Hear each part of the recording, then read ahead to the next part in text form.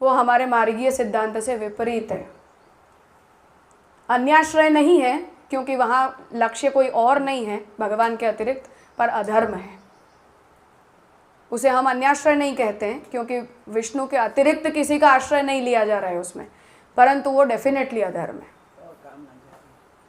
वो बात यहाँ श्री पुरुषोत्तम जी इसीलिए स्पष्ट करना चाह रहे हैं कि ये प्रकार अन्य संप्रदायों में स्वीकृत है, मध्व संप्रदाय में भी स्वीकृत है, रामानुज संप्रदाय में भी कुछ अंश में स्वीकृत है। हाँ हाँ हाँ हाँ, उसका विरोध नहीं माना जाता है क्योंकि हम इन सब साधनों को या इन सब फलों को प्राप्त करने के लिए विपरीत धर्म करें, उससे अच्छा भगवान से मांग लो, ये माना जाता है वहाँ। कि हम अपनी देह रक्षा के लिए कुछ उल्टे सीधे काम करें, अर्थ प्राप्ति के लिए हम चोरी चकारी करें, डकैती करें, शास्त्र से विपरीत धर्म का अनुसरण करने लग जाएं, अपनी काम सिद्धि के लिए हम कुछ अधर्माचरण करने लग जाएं, उससे अच्छा है कि भगवान सर्व सामर्थ्यवान हैं, उनके जो जो रूप ये सब देने के लिए अधिकृत हैं, उनसे ये मांग लिया जाए। कुलदेवी परंपरा में भी कुलदेवी को जाते वो भी सकाम नहीं है, निष्काम भी करते हो तब भी अधर्म है। अपने यहाँ अधर्म के उनके वहाँ वो मान्य ही नहीं होता है, क्योंकि जो ग्राम देवता, कुल देवता, इन सब का जो अर्चन है वो मूल देवताओं का अर्चन करने वालों के लिए वैकल्पिक है, अनिवार्य नहीं है। हिंदू मात्र के लिए वैकल्पिक है, अनिवार्य धर्म नहीं है। जो लोग शास्त्रीय देवताओं का आश्रय नहीं लेते हैं उन लोगों के लिए उनका अनुसरण बताया गया। पर तात्पर्य यह है कि वैष्णव तंत्र होने पर भी या वैष्णवीय मंत्र होने पर भी, जैसे ध्रुव जी को हम भक्त कहते हैं परंतु अर्थार्थी भक्त कहते हैं, जब तक उनकी सकामता निवृत्त नहीं हुई है तब तक वो अर्थार्थी हैं। तो भागवत जी में चरित्र आ रहा है, इसलिए उनके जैसे हम ओम नमो भगवते वासुदेवाय इस कृष्ण मंत्र का सकाम अनुष्ठान करने के लिए अधिकृत नहीं है। कहने का मतलब ये कि कोई ये कहे कि भागवत जी में ध्रुव जी का चरित्र आता है, ध्रुव जी भी तो भक्त हैं, वो भी तो भगवान के भक्त हैं, ओम नमो भगवते वासुदेवाय भी तो कृष्ण परक ही तो मंत्र है, पर ऐसा सब कहकर ध्रुव जी की जैसे अर्थार्थी बनकर हम भगवान से सकाम होकर तप नहीं कर सकते हैं या इस मंत्र का जप सकामता से नहीं कर सकते।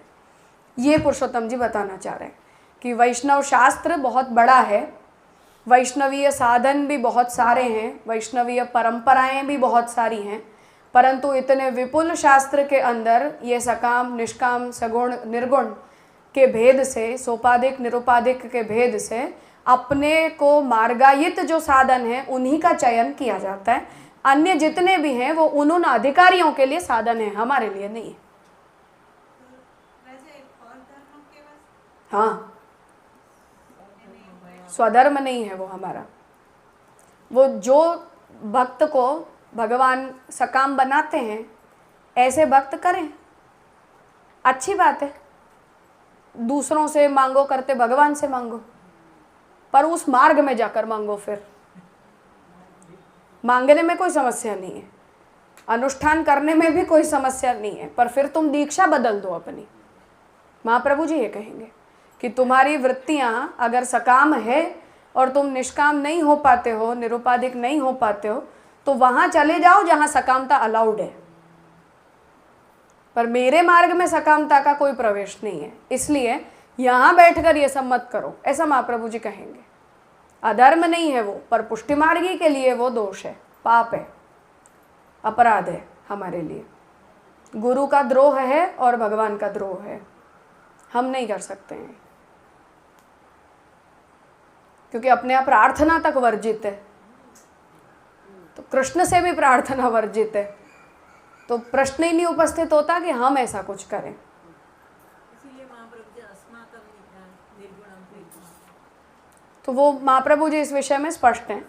इसलिए जो ये गोपाल मंत्र को लेकर भी महाप्रभु जी जो स्पष्टता कर रहे हैं वो इसी कुल धर्म की वजह से कर रहे हैं कि कोई व्यक्ति भविष्य में ऐसा सब करने ना लग जाए।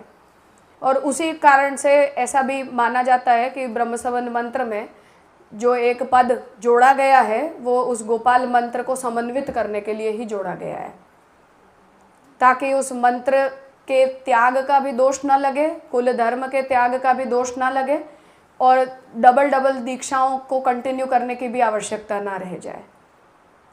यद्यपि ये कितना प्रामाणिक है इस बारे में हम बहुत ज़्यादा श्योर नहीं हैं, पर ऐसा कहा जाता है। तो ब्रह्मसवन मंत्र के ऊपर टीका लिखने वाले किसी आचार्यों ने ऐसा कुछ कहा नहीं है, पर ये परंपरा प्राप्त मान्यता है ऐसी कि उस पद का समन्वय गोपाल मंत्र की परंपरा का निर्वाह ब्रह्मसवन मंत्र के साथ कर देने के लिए किया गया है।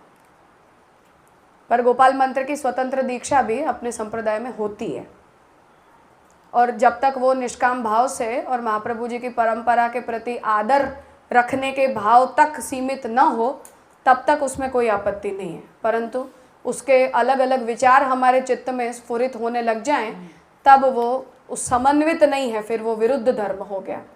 तो आत्मनिवेदन मंत्र निरुपाधिकता बताएगा और गोपाल मंत्र सोपाधिकता बताएगा, तो दो साथ नहीं रह सकते। गोपाल मंत्र की दीक्षा वल्लभ संप्रदाय जो है वो हम उनके जो वंशज, उसके अलावा भी सब कोई मांगते हैं। अनुयायी में भी होती है।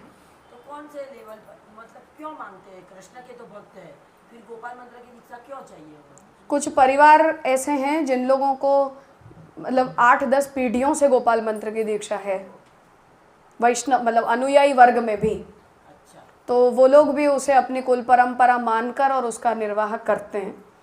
कुछ लोगों का परंपरा रक्षा का भी प्रयोजन है, क्योंकि अब गोपाल मंत्र की जो दीक्षा है वो चैतन्य संप्रदाय में भी होती है, और रामानुजों के वहाँ यद्यपि नहीं होती है, पर कोई इंडिपेंडेंटली चाहता है तो वहाँ भी हो जाती है।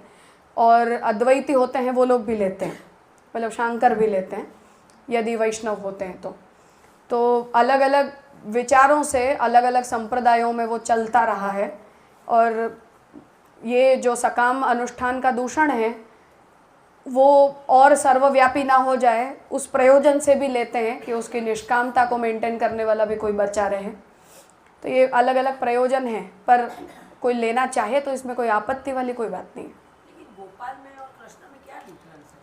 फ़र्क कुछ नहीं है, पर महाप्रभु जी के पूर्वजों की परंपरा से चल रहा है, तो उसे महाप्रभु जी के शिष्य और संतान होने के नाते मेंटेन करना ये हमारा धर्म है। हमारा कुल धर्म खत्म नहीं हो जाना चाहिए, ऐसा आदर भाव है केवल, और कोई विचार नहीं है। जिनके और विचार होते हैं वो फिर अलग समस्या है, पर जो लोग शुद्ध होकर लेते आ रहे हैं वो इस विचार से लेते आ रहे हैं। हाँ, इसमें ऐसा सोच सकते हैं कि सकामता यदि हो तो गोपाल मंत्र में स्टे करनी चाहिए। अपने संप्रदाय में रह के नहीं कर सकते, अन्य संप्रदाय में जाकर वहाँ अगर जो छूट मिलती है तो कर सकते हैं। रामानुज संप्रदाय छूट देता है, करो, कोई समस्या नहीं। यहाँ से निकल जाएंगे। ऑब्वियसली वो तो करने मात्र से ही निकल जाएंगे।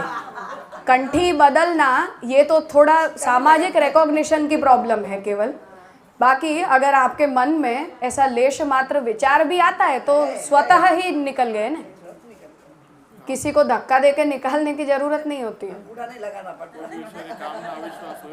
हाँ, हमारे मन में कामना पैदा हो गई तो अविवेक है, संप्रदाय के सिद्धांत से विपरीत है तो ठाकुर जी की अप्रसन्नता है, तो उतना ही काफ़ी है निकलने के लिए।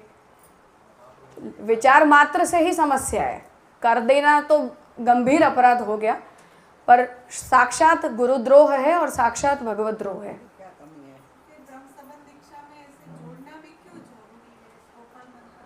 परंपरा का निर्वाह, महाप्रभु जी को ठाकुर जी से नया मंत्र मिल गया तो महाप्रभु जी अपनी पूर्व वैष्णवीय परंपरा के धर्मों को क्यों छोड़ें, और जब वो धर्म विरुद्ध भी नहीं है तो छोड़ने की जरूरत ही क्या है।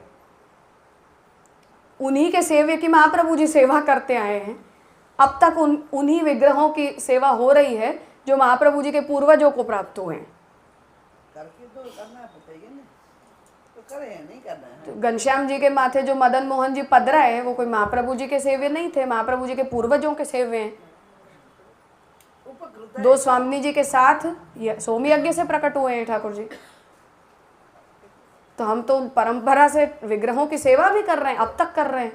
और उसमें घनश्याम जी की स्वरूपाशक्ति देखो कि ठाकुर जी चोरी में पधारे तो घनश्याम जी ने देह त्याग किया है, शुद्ध पुष्टि है। ठाकुर जी सोम यज्ञ से प्रकट हुए हैं।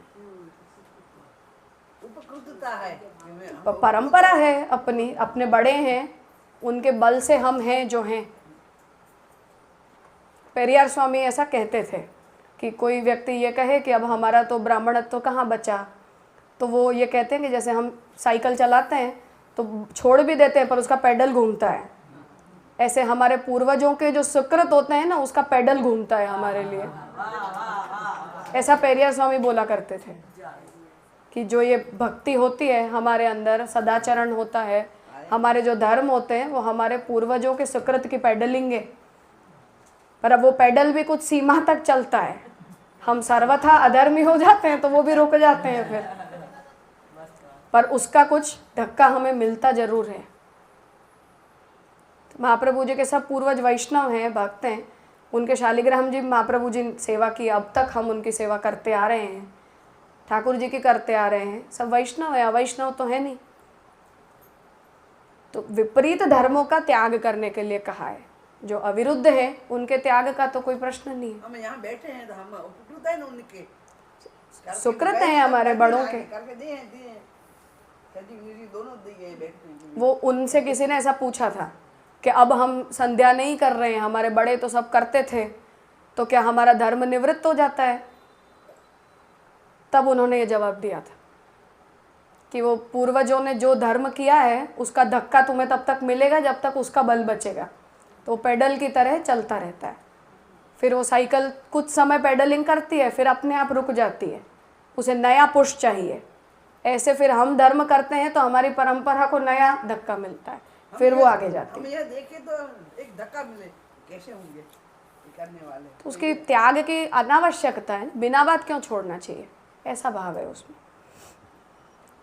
पर विपरीत धर्म त्याज्य है। सकाम की जो बात हुई, आपने कहा लेश मात्र विचार आने से भी हम अपने मार्ग से भाग हो गए। लौकिक जीवन में हजार वक्त कहीं कुछ ना कुछ मन में आ जाता है, फिर वापस प्रभु प्रेरणा करके बचा ले, वो अलग बात है। लेकिन तो वो और ये कनेक्शन अदृढ़ भक्ति के लक्षण है। वो हमें उस दिशा में प्रयास करना चाहिए कि हमारी भक्ति, हमारी शरणागति, विवेक, धैर्य ऐसे दृढ़ हो जाए कि ऐसा लेश मात्र भी हमारा चित्त यहाँ वहाँ होना नहीं चाहिए। तो भक्ति की उत्तम अवस्था तो वही होती है। होते होते चेंज आ भी सकता है, पर वही मैं कह रही हूँ कि हमें उस दिशा में फिर थोड़ा ज़्यादा प्रयास करना चाहिए कि हमारे चित्त की ऐसी अस्वस्थता है तो उसे हमें रोग समझना चाहिए। भक्ति में रोग है, वो डिसीज़ है, तो हम दवाई करते हैं, ऐसे उसकी दवाई करनी पड़ती है। पर ये जो साक्षात अनुष्ठान हो जाते हैं, संकल्प पूर्वक हो जाते हैं, ये सब कायिक कन्याश्रय की जैसी स्थिति है। तो कायिक, वाचिक, मानसिक तीनों प्रकार के होते हैं। मानसिक घोरतम होता है, मन से अपनी शरणागति विचलित हो गई, ये उसका सबसे बड़ा स्वरूप है। इसलिए वो संकल्प बन गया अपने मन में कि अब हमें इस कामना से ये अनुष्ठान करना है। ये संकल्प मात्र से वो मानसिक अस्वस्थता है। नहीं, मैं उन लोगों की बात कर रही हूँ जो कर रहे हैं। तो और सबसे बड़ी दुखद घटना ये है कि ठाकुर जी के चौक में गोपाल मंत्र का सकाम अनुष्ठान होता है। तो कम से कम मुंह छुपा कर करने की कोशिश करनी चाहिए कि परिसर छोड़ दें, ठाकुर जी देखें नहीं।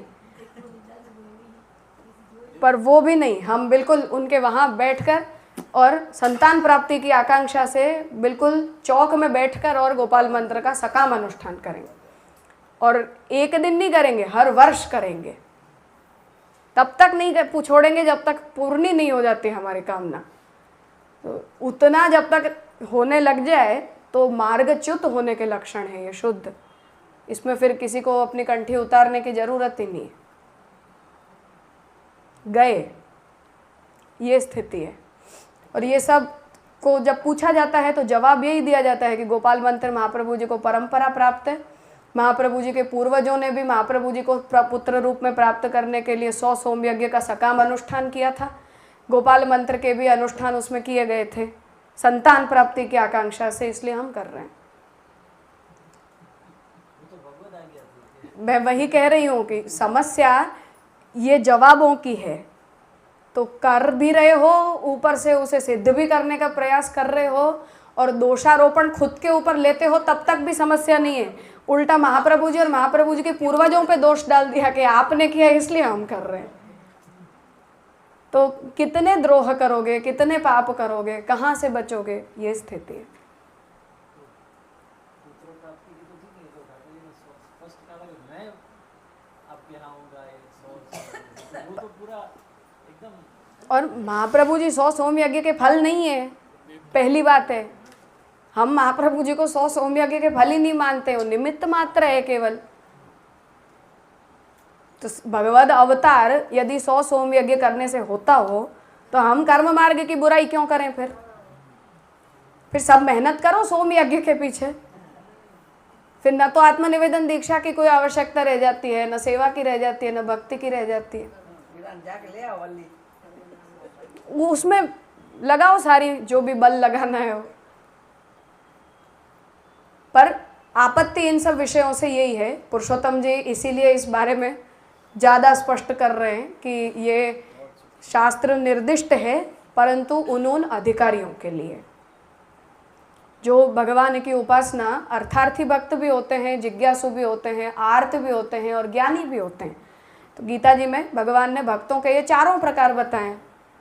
कुछ लोग दुखी होकर भगवान के पास जाते हैं, कुछ लोग जिज्ञासा मात्र से जाते हैं कि ट्रायल करके देखते हैं कुछ मिलता है कि नहीं मिलता है, ऐसी जिज्ञासा वृत्ति वाले होते हैं। अर्थार्थी होते हैं जिन्हें कुछ चाहिए भगवान से, और कुछ ज्ञानी होते हैं। पर इन लोगों को वो बात देखनी चाहिए कि भगवान ये कहते हैं कि मैं तो ज्ञानी भक्त प्रिय होता है मुझे।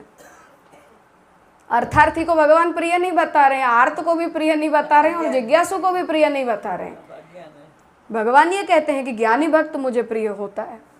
ये तो भगवत वाक्य है। चलो महाप्रभु जी के वाक्य तुम्हें समझ में नहीं आते हैं तो जो गीता जी के नाम पर नाचते हो, वो गीता जी में भगवान ये कह रहे हैं कि मुझे ज्ञानी भक्त अच्छा लगता है, आर्त जिज्ञासु और अर्थार्थी प्रिय नहीं होते हैं। ये सारी समस्याएं हैं। तो इसलिए पुरुषोत्तम जी ने यहाँ इस बात को थोड़ा जोर देकर स्पष्ट किया है। और वैष्णवीय संप्रदायों के भेद से जो ये परंपरा भेद है, वो भी इस बारे में हमें समझना है कि रामानुज संप्रदाय, मध्व संप्रदाय, वैष्णव परंपराएं हैं, हमारे लिए सर्वथा आदरणीय हैं, कोई संशय का प्रश्न नहीं उसमें, परंतु ये वो हमारी साधना नहीं हो सकती है। तो अगर हम ऐसी वृत्ति वाले हैं तो हमें वहाँ जाना चाहिए। और अगर हम निष्काम और निरुपाधिक होना चाहते हैं तो उसी शर्त पर महाप्रभु जी के मार्ग में हमारा प्रवेश होता है। इसलिए शास्त्र मंत्र या वैष्णवीय मंत्र होने के बावजूद भी निष्कामता और निरुपाधिकता से अलग जितने भी मंत्र हैं वो उन अधिकारियों के लिए है, वो हमारे लिए नहीं है। इसलिए कृष्ण मंत्र जो है उसी का उत्कर्ष हमारे संप्रदाय में मान्य है, और वो भी कृष्ण मंत्र वही जो निरुपाधिकता और निष्कामता से केवल आत्मनिवेदित होने की भावना से प्राप्त किया जाए, उतना ही हमें धर्म के रूप में प्राप्त होता है। ये यहाँ श्री पुरुषोत्तम जी स्पष्ट करना चाह रहे हैं, जिससे वो तांत्रिकी दीक्षा से और उपासना मार्ग से हमारा भेद हो जाता है।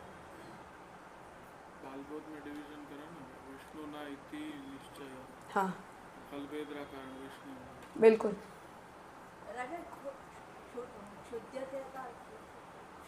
बुरा नहीं है, उससे उसकी हीनता नहीं होती।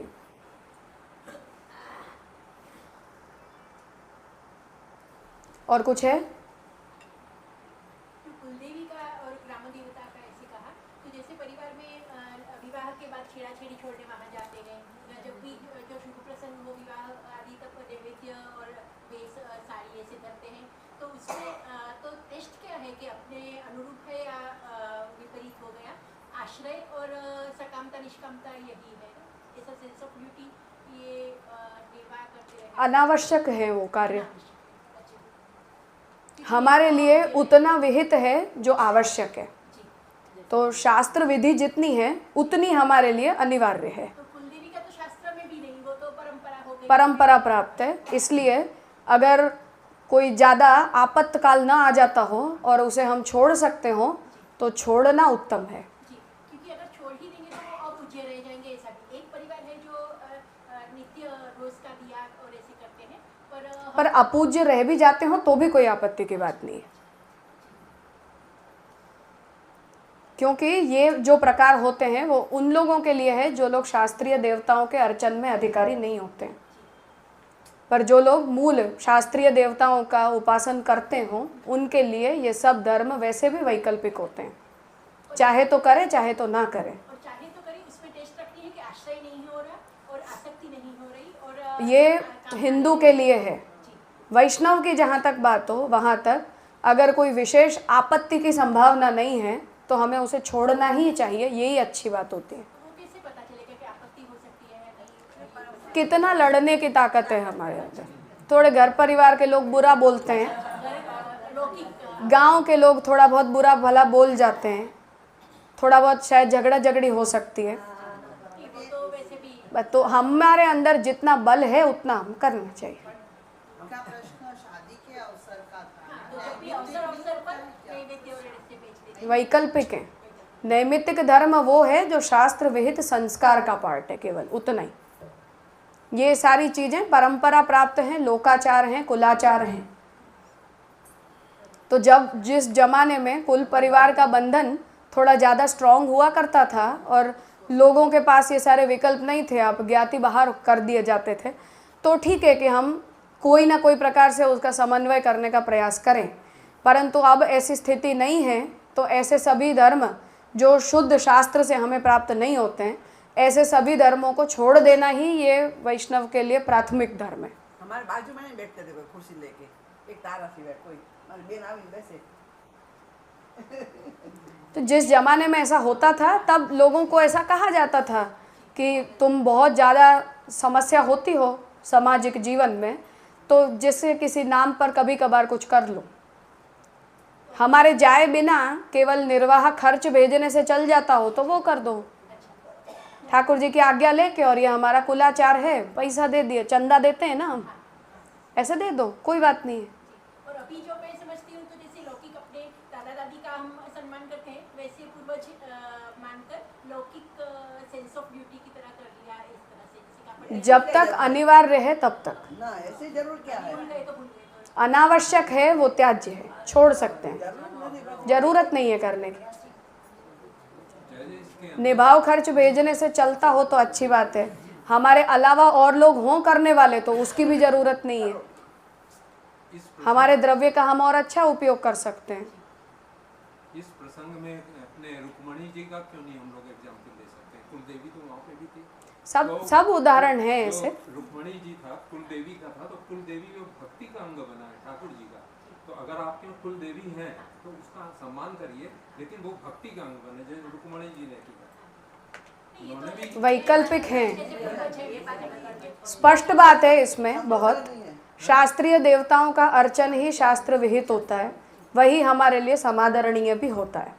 तीर्थ क्षेत्रों की भी जहाँ तक जो महाप्रभु जी आज्ञा देते हैं, वो भी उन्हीं क्षेत्रों की बात है जहाँ तक मूल शास्त्रीय देवता हों।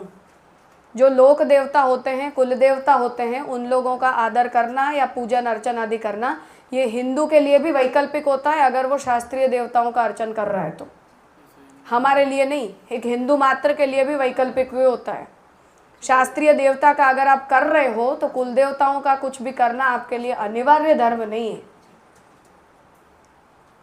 और हम वैष्णव हैं तो हमारे लिए वो अगर बहुत बड़ी विपत्ति का कारण न बनता हो तो डेफिनेटली त्याज्य है। विपत्ति का कारण बनता भी हो तब भी हमारे अंदर अगर लड़ने का साहस है तो लड़ जाना चाहिए, वो हमें नहीं करना चाहिए। हमारी ऐसी स्थिति है कि हम नहीं कर सकते हैं तो ठाकुर जी से और महाप्रभु जी से 100 बार सिर झुकाकर क्षमा मांगो और करो जो करना है। ये स्थिति है, बाकी ये सर्वथा त्याज्य है, इसमें कोई संशय नहीं। तो मेरा तो ऐसा भाव है कि वो प्रसन्न होंगे ज्यादा कि कैसी अनन्य है प्रभु, करना ही नहीं चाहिए, हमें करना ही नहीं चाहिए। त्याज्य इज त्याज्य, कोई लिपाई पुताई की आवश्यकता नहीं। क्या गिनते हैं, मतलब एक कुल देवता में आपने क्या गिना, कौन सी प्रक्रिया? हर परंपरा के अपने अपने कुछ मंदिर होते हैं, कुछ स्थान होते हैं, जाते हैं ना, वहाँ की कुछ ऐसे परिवार में जब भी शुभ अशुभ प्रसंग होते हैं तब जाने की कुछ ऐसी रूढ़ परंपराएं होती हैं, गए अलग होते हैं। कुछ गांव के देवता होते हैं, ऐसे कुछ केवल पारिवारिक होते हैं। और ग्राम में भी होते हैं। कुल देवता के प्रति एक कुल में होने के कारण एक जिम्मेदारी भी हो जाती है, कर्तव्य परायणता भी हो जाती है। मैं वही कह रही हूँ कि हमें ये देखना चाहिए कि शास्त्र क्या कहता है। शास्त्र ये कहता है कि जो लोग मूल शास्त्रीय देवी देवताओं के आश्रित होते हैं उनके लिए ये वैकल्पिक होता है, अनिवार्य धर्म नहीं है। वैष्णव होने के बाद केवल जो शास्त्र के अनिवार्य धर्म हैं वो भी वैष्णवीय परंपराओं से अविरुद्ध होने पर ही हमारे लिए ग्रहणीय है, बाकी सब हमारे लिए त्याज्य है। तो वैकल्पिक धर्मों का चीला चलाने की हमें ज़रूरत ही क्या है? हम क्यों करें? हमारे पास काम की कमी है, बहुत कुछ है करने के लिए। तो ऐसी एक्स्ट्रा रिस्पॉन्सिबिलिटीज़ अपने सर लेने की ज़रूरत ही क्या है? समझी जाओ।